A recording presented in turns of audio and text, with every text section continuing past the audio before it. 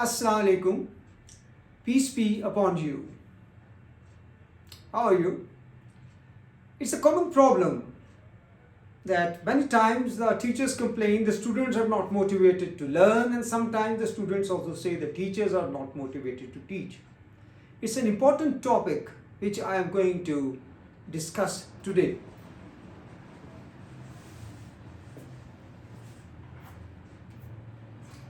And that is motivation. The word motivation, it comes from Latin, which in a way means to move. The process that initiates and maintains behavior with an urge to achieve target.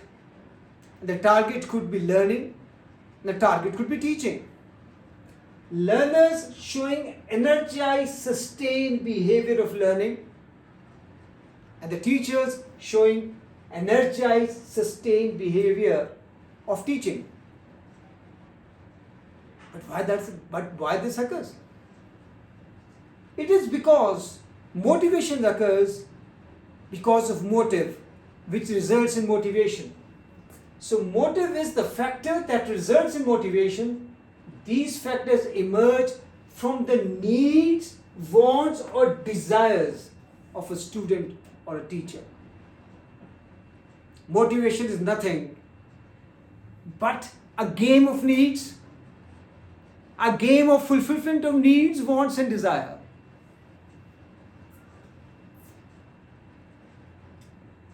Now, if we want to talk about types of motivation, it involves doing something to fulfill some need in someone.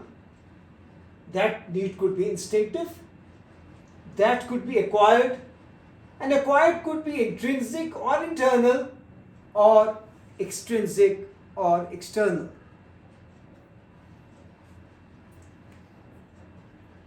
So, it involves doing something to fulfill some need which is natural and innate to a person. That is called as instinctive. Where acquired is obviously something which is not instinctive or innate. It is intrinsic, internal,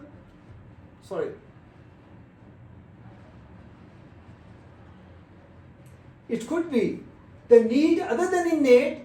So therefore, someone wants to fulfill some need for the fulfillment of internal needs or for the fulfillment of external needs. So we are talking about innate, we are talking about acquired. Acquired could be intrinsic and extrinsic. Let's give some examples to understand them. For example, it's a natural need to have sufficient rest, etc., which helps in learning. For example, it could be an intrinsic need to become a doctor that treats patients well. Or to pass an examination is a need which will come into the external need or external motivation.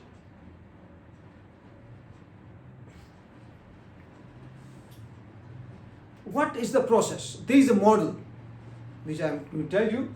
You see, there are unfulfilled needs and wants and desires, which could be any. It results in a tension, in a stress in a human being. The attention results in a drive, and the drive results in a behavior, and the behavior of the person leads to fulfillment of those needs and goals. Now, once it is fulfilled, then since the need has been met, there is reduction in tension, there is reduction in desire, and this cycle goes in a negative spiral. If this happens so. Now, behavior of each individual is going to be different on a need. Although is going to show a behavior which is energized, sustained to achieve that need, but with how much intensity, with how much passion he is going to show the behavior, and the way he is going to show the behavior and his style to achieve that will depend upon his personality, his perception about different things, about his learning, characteristics, and about his attitudes.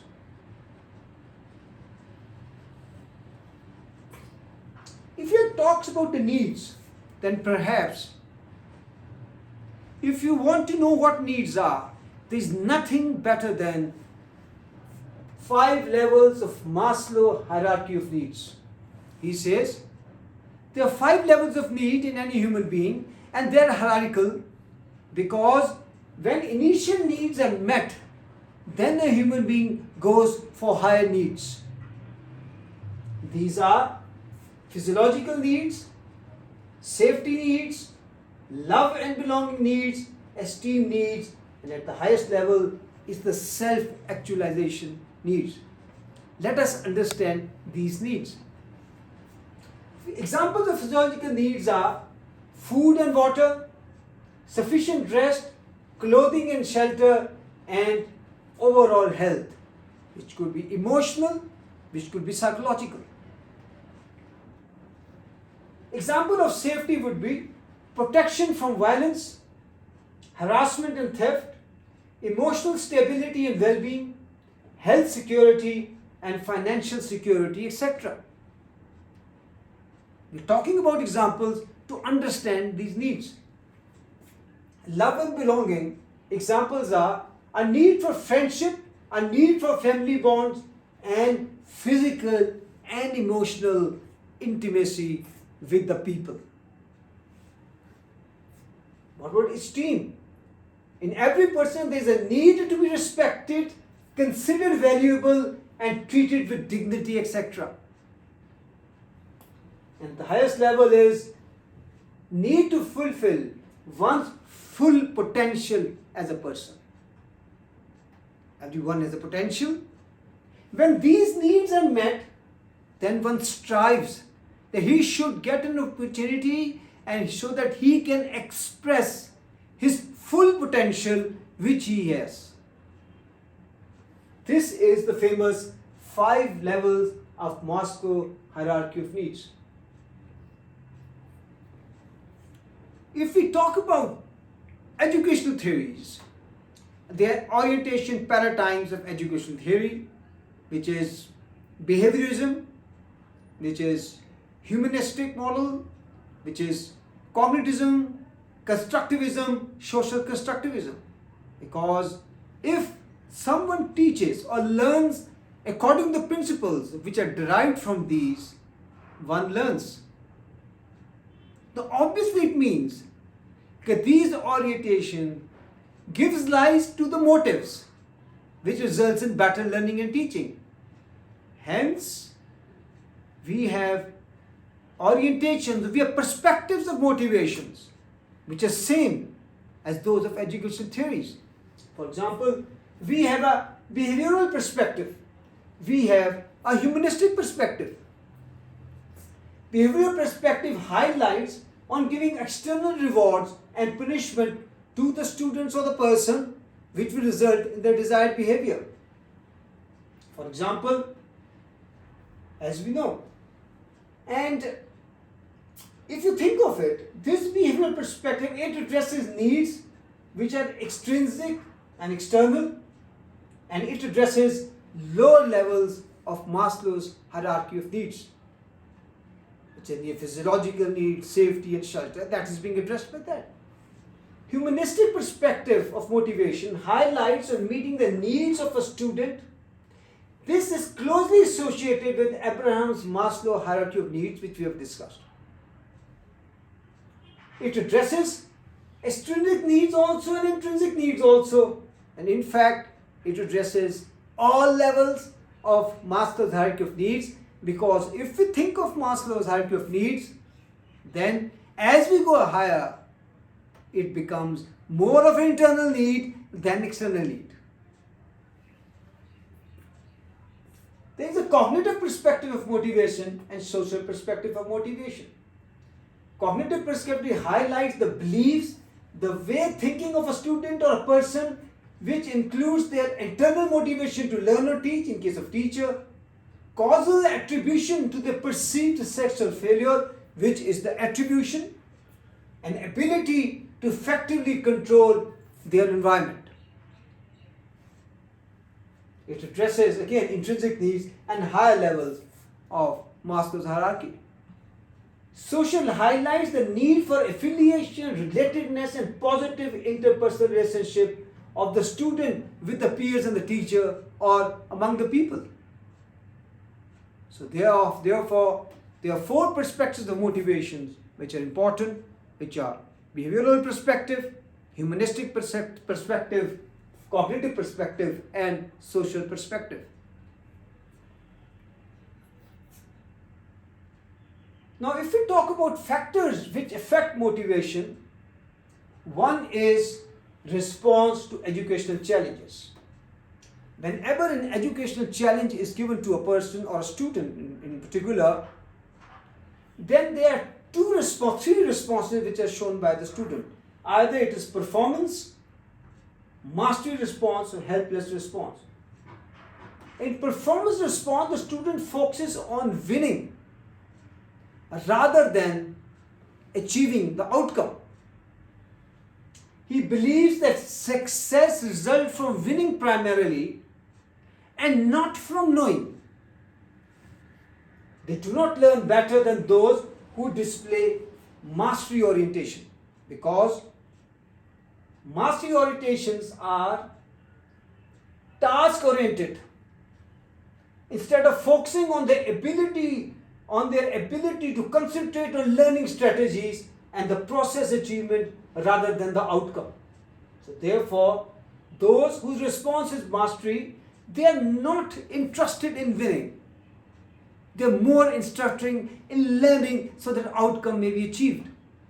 And there is a third one, which is helpless, in which the student seems trapped by the experience of difficulty, attribute their problem to lack of ability, view the behavior as a failure, often feel anxious, and the performance worsen, and the performance is worse.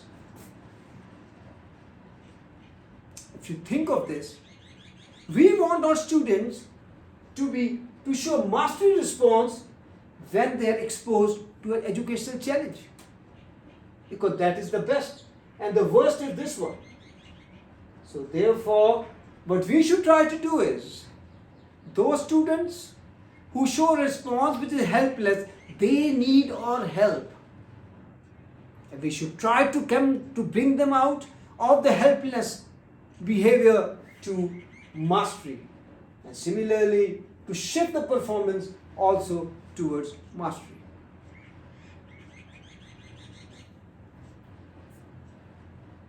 Similarly, if we give students some choice and some opportunity to take personal responsibility of their learning, then that motivates the students to learn. Electives is a concept which also comes from this. Everyone has an interest.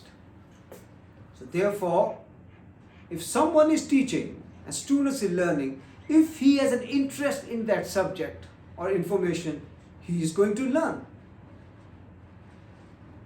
But there is one type of interest which is under the control of the teacher, and which is the situational interest.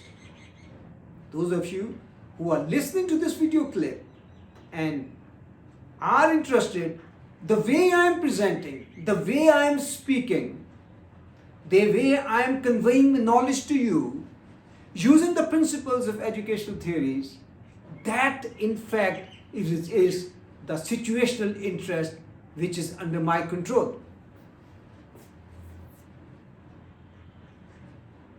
This is what I was talking about. Interest.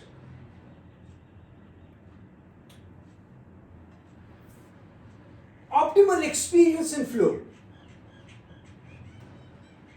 By optimal experience and flow, we mean this thing: if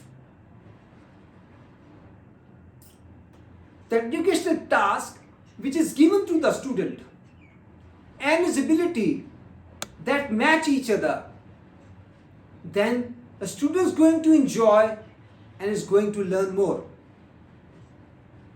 But if this thing happens, that somehow or the other If the educational task is very high to the ability of the student, then student is going to feel anxious, is not going to learn better. Similarly, if the educational task given to the student is such that it is much below the ability of the student is going to feel bored and is not going to learn.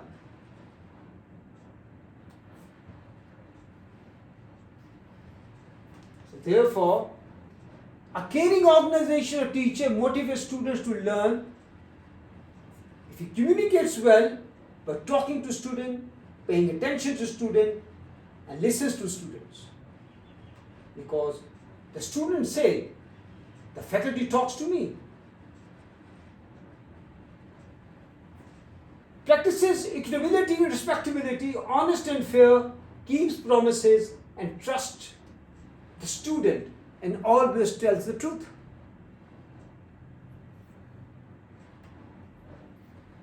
Concern and empathy. He shows empathy and concern about student, asks what is wrong to the student, asks when he can help the students. And his behavior in teaching is, he makes class interesting, teaches in a special way, and becomes a role model for the students. This whole game is nothing but the needs and motivation. Thank you very much. Have a good day. Enjoy a sip of tea and see you next time. Bye-bye.